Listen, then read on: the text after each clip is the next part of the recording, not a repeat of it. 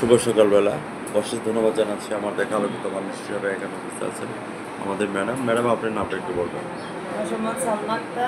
Salma madam, আপনাকে আমি ধন্যবাদ জ্ঞাপন করছি আমার ব্রাইট নিউজ 29 চ্যানেল এবং জাতীয় পত্রিকা দৈনিক আছে আলোকিত সকাল থেকে আমি সাংবাদিক ফরহাদ ভাই আপনার সঙ্গে আছি। অ্যাজ ওয়েল আমি আপনার কাছে জানতে চাচ্ছি আপনি আমাদের এই জনতা মডেল স্কুলে অ্যাজ এ টিচার হিসেবে থাকাতে আপনার অনুভূতিটা কেমন লাগছে সেই কথাটা আপনার চ্যানেলে তুলে ধরবেন ম্যাডাম।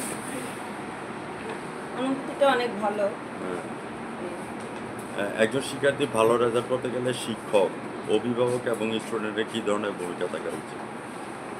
শিক্ষকের ভূমিকা থাকা কি? শিক্ষক অবশ্যই এখানে CWSWগুলি দিবে এবং সেগুলিকে প্রতিদিন নোট আপলোড করতে হবে স্টুডেন্টরা করেছে কিনা। আর স্টুডেন্টের ইয়াটা হচ্ছে কি নিয়মিত স্কুলে আসছে কিনা, নিয়মিত স্কুলে গেছে কিনা, CWSWগুলি করেছে কিনা সেগুলি পাঠানো করতে হবে।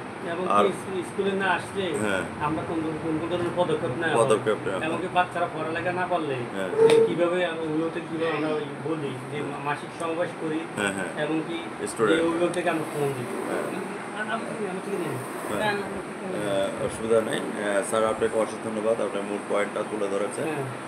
তার ধারাবাহিকতা রক্ষা করার জন্য মায়ের ভূমিকা থাকা উচিত কি, যে স্কুলে আসছে কিনা এই কথাগুলি একটি চ্যানেলে তুলে ধরবেন সালমা ম্যাডাম। আমাদের প্রথমত শিক্ষকের দায়িত্ব হচ্ছে যে হোমওয়ার্কগুলা নিয়মিত করেছে কিনা সেটা দেখা, তারপরে দিয়ে একজন ছাত্রছাত্রী প্রতিদিন উপস্থিত হচ্ছে কিনা সেটা দেখা। যদি না উপস্থিত হয় তাহলে অভিভাবকের সাথে যোগাযোগ করতে অত্যন্ত জরুরি। কারণ একজন অভিভাবকের সমস্যা থাকতে পারে, শিক্ষার্থীর সমস্যা থাকতে পারে। তো এটা একজন শিক্ষকের দায়িত্ব যে প্রতিদিন নিয়মিতই অভিভাবকের সাথে যোগাযোগ রাখা এবং ছাত্রছাত্রীদের ভালোভাবে পর্যবেক্ষণ করা, যেটাকে বলি আমরা।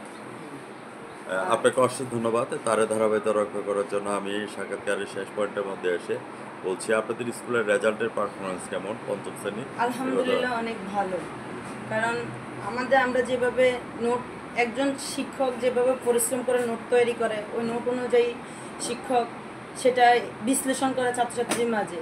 ছাত্রছাত্রী যেন ভালো একটা রেজাল্ট করতে পারে, ভালো কিছু করতে পারে, আমাদের স্কুল থেকে বড় কিছু করতে পারলে, যেমন আমাদের এক স্টুডেন্ট বুয়েটেও পড়ালেখা করতেছে, এরপরে মেডিকেলে আছে, চিটাগং মেডিকেলে আছে, এরপরে আবার মেডিকেলে আছে 3 জন বর্তমানে। আমি আসার পর থেকে আমাদের পারফরমেন্স এরকম একটি। আপনি এখানে কি পোস্টে আছেন? আমি হেডমিস্ট্রেস হিসেবে আছি। আপনি যে এখানে হেডমিস্ট্রেস হিসেবে জয়েন করেছেন সালমা আপু, আপনার কাছে কেমন লাগছে? হ্যাঁ, অত্যন্ত ভালো লাগছে। কারণ ছাত্রছাত্রীদের মাঝে অনেক আনন্দ লুকিয়ে থাকে, ওইটা আমাদের উপভোগ করি এবং আমরা তাদেরকে করি কি জানি গাইডলাইন দিচ্ছি, তারা যেন ভালো কিছু করতে পারে। সালমা আপু, আমি আপনাকে হেডমিস্ট্রেস হিসেবে জানতে চাচ্ছি, what's your next dream and next goal? আগামী দিনে আপনার স্বপ্ন কি আছে এই স্কুল নিয়ে?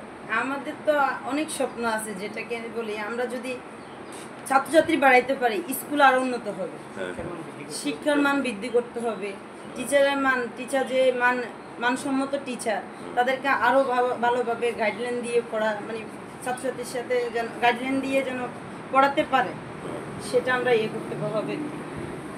তো সেই ক্ষেত্রে সালমা আপু, আপনাকে আমি ধন্যবাদ জ্ঞাপন করছি একজন আলোকিত ম্যাডাম হিসেবে। আপনি যে ভূমিকার কথা তুলে ধরেছেন, মে আল্লাহ ব্লেস ইউ। আজ রাত 9:15 আমাদের ব্রাইট নিউজ 29 চ্যানেল থেকে আপনার সাক্ষাৎকারটুকু দেখে দেবেন এবং জাতীয় পত্রিকা দৈনিক আজকের আলোকিত সকাল থেকে আমি কুমিল্লা জেলা প্রতিনিধি এবং ভ্রাম্যমাণ রিপোর্টার হিসেবে সাংবাদিক ফরহাদ ভাই বিদায় রেখে যাচ্ছি। আপু ভালো থাকেন, সুস্থ থাকেন। ধন্যবাদ আপনাকে। ধন্যবাদ আপনাকে।